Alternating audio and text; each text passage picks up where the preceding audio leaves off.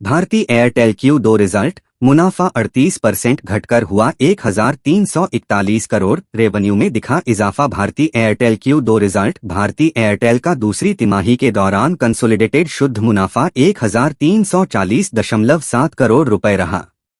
दूसरी तिमाही के मुनाफे में सालाना आधार पर 37.50% की गिरावट देखने को मिली है, जबकि पिछले साल की समान तिमाही में कंपनी का मुनाफा 2145.2 करोड़ रुपए रहा था। भारती एयरटेल ने सितंबर में समाप्त तिमाही के लिए आज यानी कि 31 अक्टूबर को अपने वित्तीय नतीजे जारी कर दिए। दूसरी तिमाही के दौरान कंपनी का कंसोलिडेटेड शुद्ध मुनाफा 1340.7 करोड़ रुपए रहा, जबकि पिछले साल की समान तिमाही में कंपनी का मुनाफा 2145.2 करोड़ रुपए रहा।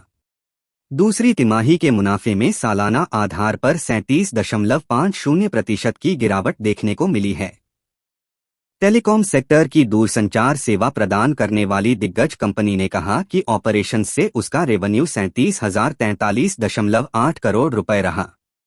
इसमें 7.28% की वृद्धि देखने को मिली है, जबकि पिछले वित्त वर्ष की समान तिमाही में कंपनी का रेवेन्यू 34,526.8 करोड़ रुपए रहा था। कंपनी की तिमाही नतीजे उम्मीद से कमजोर रहे।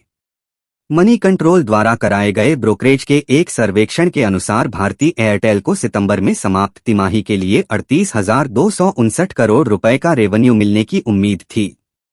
इसमें 10.8% का इजाफा दिखने की उम्मीद थी। दूसरी तिमाही में एबिटडा सालाना आधार पर 13.4% बढ़कर 19,956.6 करोड़ रुपए होने की उम्मीद थी। ब्रोकरेजेज को उम्मीद थी अरपू तिमाही दर तिमाही 1.6% से 2.2% के बीच बढ़ेगा। कंपनी ने नतीजे जारी करते हुए कहा कि दूसरी तिमाही में एबिटडा 17,721.2 करोड़ रुपए से 10.96% बढ़कर 19,665 करोड़ रुपए हो गया। हालांकि मार्जिन में गिरावट नजर आई। एबिटडा मार्जिन 20 बेसिस पॉइंट घटकर 53.1% हो गई। एनालिस्ट के अनुमान के मुताबिक एबिटडा सालाना आधार पर 13.4% बढ़कर 19,956.6 करोड़ रुपए रहने की उम्मीद थी। भारतीय कारोबार दूसरी तिमाही के लिए मोबाइल, होम सर्विसेज और डिजिटल टीवी सर्विसेज सेगमेंट सहित भारतीय कारोबार में कंपनी का रेवेन्यू 26,994.7 करोड़ रुपए रहा।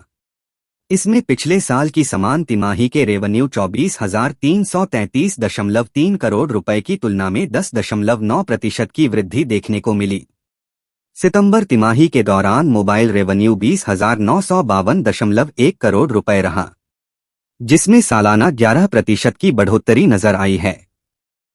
तिमाही के लिए एबिटडा सालाना 9,873.6 करोड़ रुपए की तुलना में 11,503.9 करोड़ रुपए रहा, जबकि मिली एबिटडा मार्जिन सालाना आधार पर 260 बेसिस पॉइंट के सुधार के साथ 54.9% रही। कंपनी के मोबाइल ग्राहकों की संख्या दूसरी तिमाही के दौरान 4.4% बढ़कर 34.23 करोड़ हो गई।